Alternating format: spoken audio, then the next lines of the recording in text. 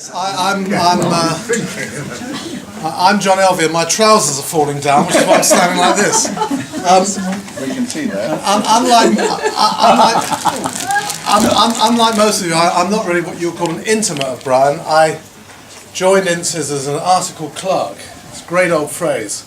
Now a trainee, but the truth is we were the bottom of the pile when he was senior partner, and I spent most of our overlapping professional lives being absolutely terrified of him. Join the club. Me too. And then around the time, when did he retire from INSIS? Oh God knows. When did he retire? 1988. 68 Regent's Park Road, and I was trembling on their piano. And he said to me, "You poor sod, you're one of us." And we sort of became friends. And my father was 10 years older than Brian, and they never met. And for some reason, I put them in touch with each other as, Connie, as you've called them, as pen pals. Like the two old men in the Muppet Show in the top box. They used to write long, curmudgeonly letters to each other, complaining about everything. They were wonderful correspondents. They never met. And one day, I went down to see my parents down in Sussex. They'd retired down to Sussex. And Brian's latest letter was lying on the table, and I said to my father, "Are you going to reply to this?" He said, looked at me as if I was mad and said, "No." I said, "Why not?" He said, "I have nothing more to say to him." And that was the end of that. And now you see all these books going for 30 quid in Dawn Books, you know, Nabokov writing to his wife and all this stuff. And I think these two are two of the best letter writers in history. This is about the only one we could find, and it has a certain sort of retrospective resonance for me, because I've just spent many years in our office in Piraeus, in Greece, we being shipping lawyers. And this is a letter that Brian wrote to my dad in '95, the year before I even knew I was going to Greece, all about when he worked for a legendary Greek ship owner in many, many years before that. And he says, 24th of January 1995, so my dad would have been 80, and Brian would have been, I think, Well, we 70. worked out 70. Yes. 70. Andrew reckons 70. Dear senior hippie, my dad had just had a hip replacement. I can't quite see you behind a snooty counter in Regent Street. My mum had thrown my dad out because he was irritating her in retirement. So he went to sell antiques and liberties. Come to think of it, I can't quite think where to see you. But I can't resist swapping an int story for your Liberty one. Sorry if it's a bit longer than yours. In the heady days of the late 50s and early 60s, the shipping centre of the world was undoubtedly Athens. It was run on a very personal basis by quite a small group of self-made millionaires. Niarchos, Onassis, Livanos, Kalimanopoulos, Nomikos, Valsamakis, and one or two others. You must remember my dad knew nothing about shipping law, apart from what he'd heard from me, which meant he knew nothing about shipping law. At one time or another, INS acted for most of them. They demanded and got instant service. Their method of giving you instructions was to order you to get the next plane to wherever they happened to be holding court, be it their yacht, their mansion in Paris, their penthouse in New York, or wherever. Brackets. Meeting the super rich was one of the things that put me off wanting to be super rich. Not one of them ever stopped thinking about money. Close brackets. No change now, then. There were several things about this group. This was the senior partner of Vincent co-writing. There were several things about this group. They were intensely jealous of each other. Most of them were related by family. 3 of them came from the same island in the Dodecanese. They tended to appoint brothers, nephews, cousins, etc. as captains of their ships. It was a right old incestuous brew. Well now, you could act for more than one of them. At one time we had 4 of them on our books. But the nightmare was if a ship belonging to one of them hit a ship belonging to another of them. And both of them wanted you as his lawyer. We simply said, first come, first served. A thing that Greek tycoons found it difficult to understand. The nightmare duly happened, and Onassis got to us first. One of his supertankers had hit a Niarchos supertanker. The Onassis ship was commanded by a cousin, and the Niarchos ship by a nephew. As John will tell you, what a ship must do in a potential collision situation depends on the bearing of the other ship when first sighted. The rules are quite clear. Either the ship must stand on, i.e. keep her course and speed, or she must get out of the way. The trouble, of course, is that people on the bridge of a ship in open sea, where you rarely see another ship, tend to read comics, doze, and after the collision will lie their heads off about the initial bearing of the other ship. It was a fine, clear day with visibility over 10 miles. Each ship, in fact, said it first sighted the other at about 10 miles, but each claimed to be the stand-on ship, to say nothing of the crazy manoeuvres that each claimed the other carried out after that. We were on good terms with the opposing lawyers. Off the record, we agreed, 1, that both ships were lying through their teeth, 2, that each ship had falsified its logs, 3, that it was just about impossible to find out the truth about initial bearings. What was horribly obvious to both of us was this. At a distance of 10 miles, the two ships were eventually going full ahead in the same direction, but on slightly converging courses. And neither of them would give way. They got nearer and nearer, each of them playing chicken, and each sure that the other would lose its nerve. The result was that they hit each other, a terrific clout at the front, rebounded, and hit each other a tremendous clout on the back. Nobody was hurt, but the damage was stupendous. From a lawyer's point of view, a thoroughly satisfactory collision.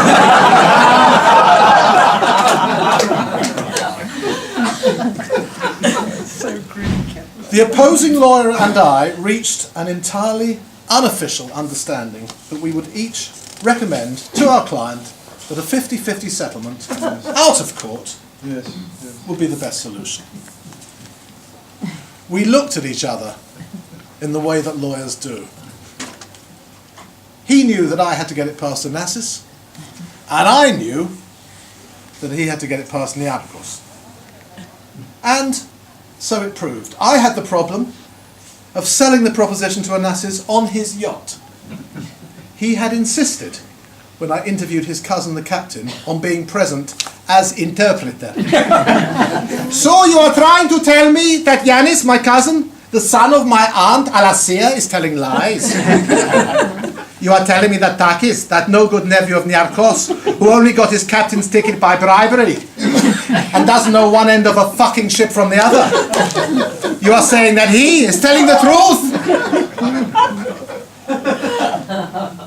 My friendly legal opponent went through much the same with Niarchos. We were each both instructed to fight to the finish.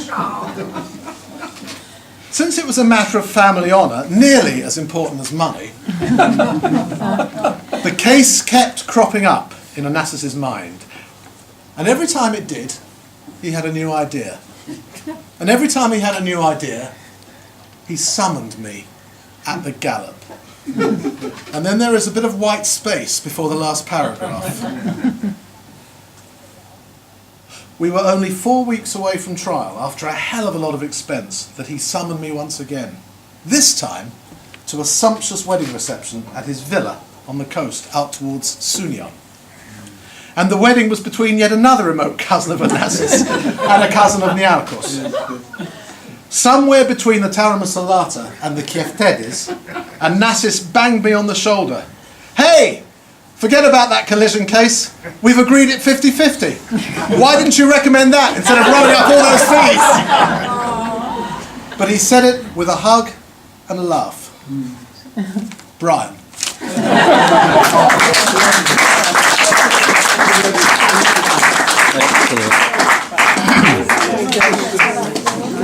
Had all the lawyers. Good. Are there any other lawyers that aren't Ince people? No. I'm a reformed lawyer. My friends aren't lawyers, actually. You went to a reformed school, did you? A reformed lawyer, David Seward. Brian got the countryside, and we heard it all in that lovely reading by Janet of Rabbits at Harvest. He knew it for a place of work, of danger, of hardness, and the beauty that goes with those qualities. And I can only assume, I don't know, but I can only assume that that understanding had its roots in experiences as a child. So I've chosen a couple of poems, two short poems, in which Brian reflected on childhood memories of the countryside. My specs. Serum. That sudden country terror in this city flat. As I hold nightshade or the wrong amanita, or among traffic noise have disturbed an adder and must stay completely still.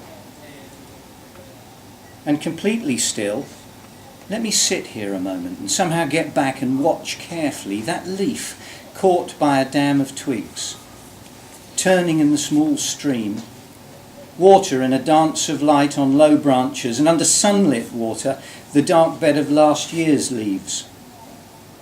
Let me for a moment be frightened and have nothing in my head but the fan-vaulted leaf noise and the wood about its business and the silence and the tiny weir. The other one, Caroline tells me, is about Brian's father. That's what he said. Countryman. A quiet man, he never got the mud off. First it was the charnwood loam, and with it he never forgot, under his back, the feel of hay that wasn't baled. Or looking up at an owl brood in the rafters, hearing a rat building its winter, seeing the flattened poppies, the vetch and bindweed in barley that failed. Then it was the clay of the Somme, and with it the language of that other harvest that he never could say aloud. Denied he knew it, tried to forget where it was from. He was proud of our London semi-D with its inside loo. A quiet man, but Fridays he became restless. Made sure the car was ready for another journey north to where the barn was now a roadhouse, and his cousins still talked of barley as he took me piggyback along the edges of fields.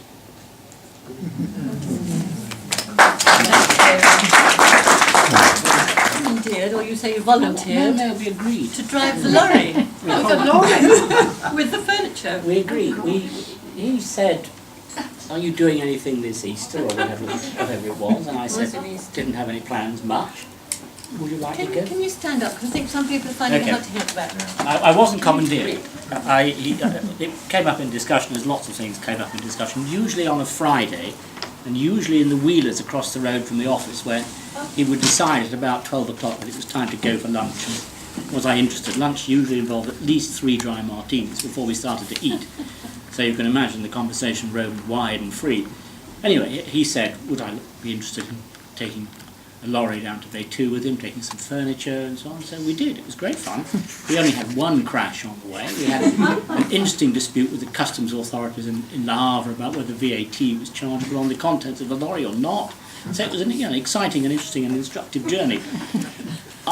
We arrived in very hot weather, and next door there was still part of the hameau owned by Madame Mai, wasn't it? Well remembered. And Polish. she had an enormous amount of peaches. So she gave us a punnet, and a big punnet of peaches. And I sat down in a pair of shorts and a straw hat, and I must have eaten 20 peaches. Oh, By the dear. time I finished, I had juice dripping all the way down me. Great introduction to Bay 2. And there's still a set of steps there called The Bob Bob McCann McCann steps. steps. They were blown over with nettles, and he said there are some stone steps under here, and there's still the Bob McCann steps. as you come out of the side door in the main house and come round to the right. Voila. Anyway, I've chosen to read a poem called Diatonic. Part of the reason is that it reminds me of one of our Fridays in Wheelers across the road, at the bar, probably on our second or third dry martini discussing music, and he was all for Bach and I was all for Schubert, and we sort of moved towards each other a bit as the lunch wore on. Anyway, this is whether it's the result of that discussion or not, I don't know. But I should mention that I think, and Caroline says she thinks, that I am Bob in the Bob poem, so it would be nice. Diatonic. First, Bach said all there was to say. After that, it got rough. The greedy Haydn said it all and left nothing more to say. Except, of course, for Mozart, who had his own all and hogged it, and left nothing more to say. That is with the exception of Beethoven, with a different all, not leaving much for Schubert, who, however, said it all, leaving nothing more to say. It was Bach's fault, getting that near to heaven and leaving nothing more to say. His goes to the organ loft is chained to the 16-foot pipe. Wide up for sound, he must for a certain term on earth listen to Schoenberg, Berg, Weben, Stockhausen. His special punishment is that with his hands on the manuals, he must say it all again, but this time unheard. Terrific poem. Thank you. Brown's second son, Andrew Waltham. The poem entitled Barden. I think it was David who talked about Charnwood Forest, and my grandfather, Brian, knowing the countryside. Barden Hill is in Leicestershire, near Colville, and it's where my grandfather spent most of his, I think all of his childhood, and Brian obviously went back there as he got taken back to... Oh, I know, that's right, yes, Brian's uncle lived there all his life, and Brian used to go there all the time. And Barden is famous for a quarry, Barden Hill Quarry. I'm not quite sure what they produce for, but anyway, this is what it's about. Granite. Granite. Thank you. Granite. And the workers from the quarry lived in 2 rows of houses. One was called Old Row, one was called New Row. Old Row and New Row, dumped parallel on meadows, 4 rooms and up the yard, squares of yellow newspaper on a nail in the lysoled ash pit. Oil stove smell and the forbidden front room with wedding tongs and shovel, and the framed dead, still camera shy. 2 rows with allotments down to the sidings and a clenched bell in the single shop. A quarry village, there for the quarry. But they noticed harvest, knew the names of plants, watched the sky, talked of their spuds and marrows, could not cross a field, but they saw a crow or a hawk or crunched a wheat ear in their hands. The next one is Pretzel Pump Soldier 22. No, I've got to switch. So I'm going to, since it's in this volume, crutch speed 28. We're switching here to Brian. I would say, I'm guessing this was probably about 1993, that's right, when he had a knee operation. And he was in the London clinic, and he was absolutely determined to beat all the statistics for getting better. And if he was told he'd be back on his feet in 2 weeks, he'd make sure it was certainly no more than 10 days or whatever. Hey, hey, I am Toad, escaped by sheer cunning from Zimmer prison. Dot and carry too, I'm Fanjo, burning up the corridor, accelerating past cleaners, getting nosy, slamming on brakes at a half-open door and the wreck on the bed, blocking trolley traffic, chatting up nurses, dirt tracking bends. Arrested by sister, I agree to come quietly. But, toad-like, I plot. Tomorrow, moving slowly, smiling with pain and forgiving them so hard that they lose interest, I shall reach those doors, the lovely clashing doors, and I shall press the button for down, and then, heavily disguised, I shall scream up the middle of the Euston Road.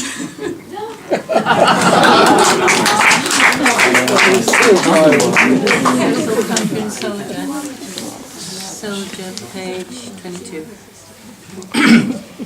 Right, this was Brian getting older, and I probably don't need to explain the context. Petrol pump. Probably my mother started it, hissing with encouragement when it wouldn't come. Running the tap while shaving can bring it on, although for males at least a remedy is readily to hand. For espresso machines, fountains, running water and boiling kettles, it's usually possible just to sit down. But standing under neon with a maternal hiss of litres, tied there, holding a throbbing metal cock. There's a lot of it about. This morning at the next pump there was a woman, about my age, she too, with her legs crossed, concentrating on sphincter muscles, and neither of us dared laugh.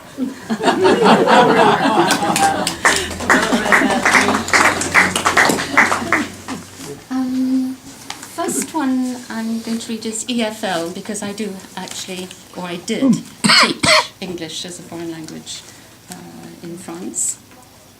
So, if it is present and you're doing it, the verb stays as it is, love. All you do is put yourself in front. If someone else is doing it, she, for instance, then it changes, loves. You add an S. If it is to come, then whether it is you or she, it does not change, but will goes in between to show that it is coming. If it is past, you simply add a D, loved. That is what changes it from now, and this time it does not matter who is speaking. Oh. If only it was so simple. And the second one is wording. One prayer is that He teach us to be ready for that other language. I think it would have words that for sheer delight we dare not speak. Words that are voyages and words we learn infinitely slowly, changing us as we learn them. There would be words that are silence, dancing, cliffs, preludes, sheer surprise forgotten in the womb, and through it all, present absolute, the one endless tense. I'm Brian's oldest surviving friend. He was just 11 months older than myself. And we, of course, with a different career. I was a civil servant in the British Museum Library, and he was in the law. But in 1979, we both sort of discovered ourselves.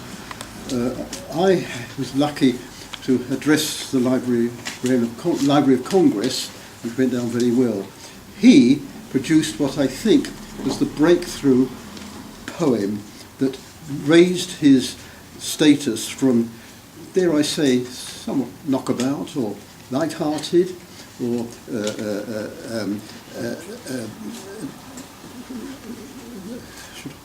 well, I say light-hearted and knockabout. And he produced what John Moll, when he wrote the obituary in The Independent, ends by quoting. It's a poem called Living Will. If it must happen as it must, let it be now, sudden, while I want to live, and as in my tilting walnut, sap rising still runs under death watch of lichen. What better time? Now, without a morning, lizard and his crocodile eye, birds quiet as this, care home old, all now ready for that last rush of breath. If you come, as you must, come now, merciless, sudden as a dipping hawk, while I curse the nettles, probe the air between me and Andromeda. Give thanks for clarity, and should anything, and shout anything I am, with what in another age would be prayer.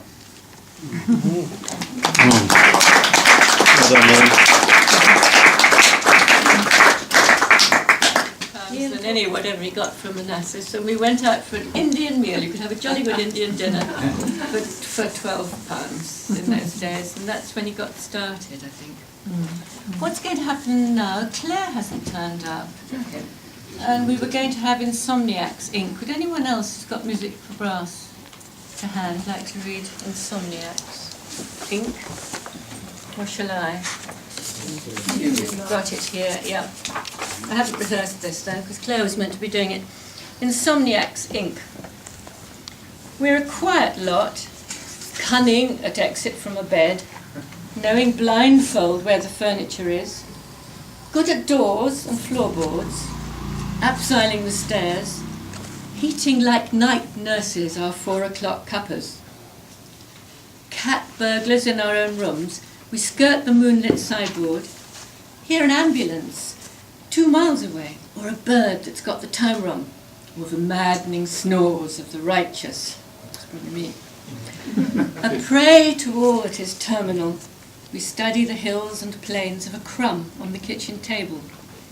We grasp Einstein, refight Waterloo and lose, count the next 10 breaths, become inoperable, lie in the oven-bound coffin, decide not to buy a new pair of shoes. For all this, we have nothing to show. No wounds, nothing to say this side of dreaming, that side of waking. A mild attack of death, of no interest to the reborn others who grind coffee and are ready for the day.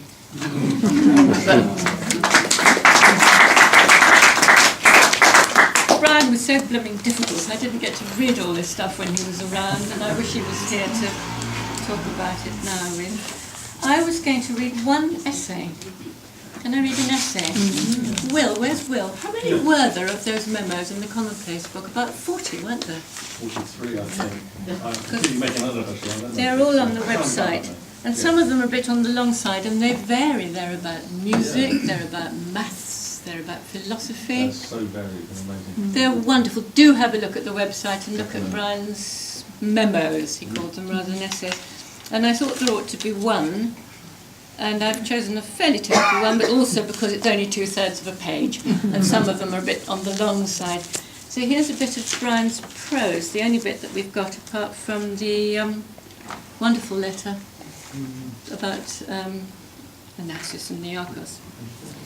Thinking. I do wonder what the process of thinking, as distinct from the mysterious thing called consciousness, actually is. The following are not conclusions, but questions as to whether any others have the same sort of doubt. Genuine thinkers, such as Aquinas, or Descartes, or Kant, or Russell, so I've always understood, take a problem to pieces, identify its essence, and then, armed with logic, put together a structure which, like a good building, stands firmly upright. The crucial aspect of this is that the thinker, seeing that there is a problem, works at it there and then with his mind until he reaches a solution that satisfies him. By an effort of concentrated intelligence, he thinks out things that he has not thought out before. He works as if on a crossword puzzle, which did not require effort before he picked it up. For present purposes, it doesn't matter if he makes the wrong assumptions or gets his logic wrong and is thereafter rightly attacked by the next thinker. What matters is the thought process itself. This process has always evaded me. Whenever I've tried to think through a problem, especially a problem de nouveau that does not involve attacking a previous thinker, at one stage or another, either I see that there is no answer, or that there are so many conflicting answers that they get nowhere. Instead, although I'm not sure that I understand this, what happens is that I discover what I have already thought. The task is simply to remember fully what my mind has already done for me. This could mean that I am superbrain, working so amazingly quickly that the solution seems to have arrived ahead of the problem. But long, hard experience tells me that I am not superbrain. So how on earth can I discover that an answer to an apparently newly posed question is already there? And more often than not, a better answer than anything I could arrive at by thinking, as defined above. Sometimes I'm even capable of insights that, proceeding like Kant, would be completely beyond me. I can only suppose, short of confessing to schizophrenia, that bits and pieces of various problems are being worked on by my mind without my volition or permission. I thought that sort of thing was the province of dreams. I'm tempted to put an ad in the local paper explaining all this and asking whether any others have the same problem.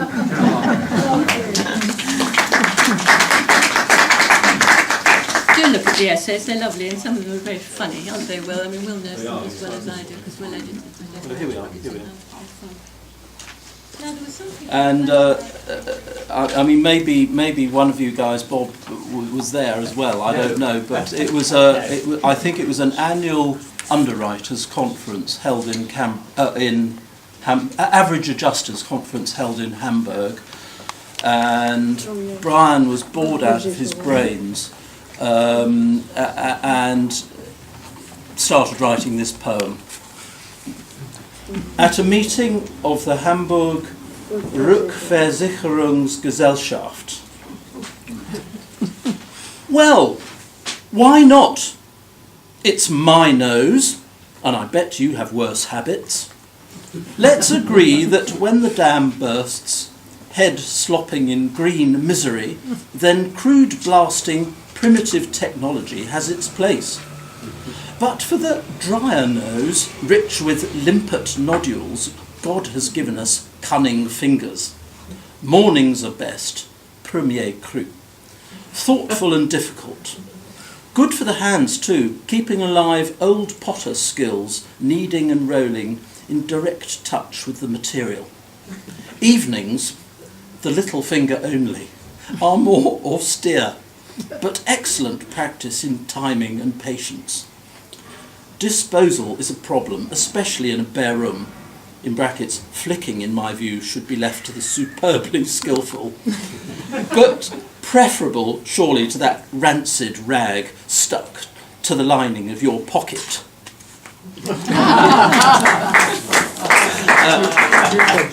Brian read that to me, and yeah, he loved it.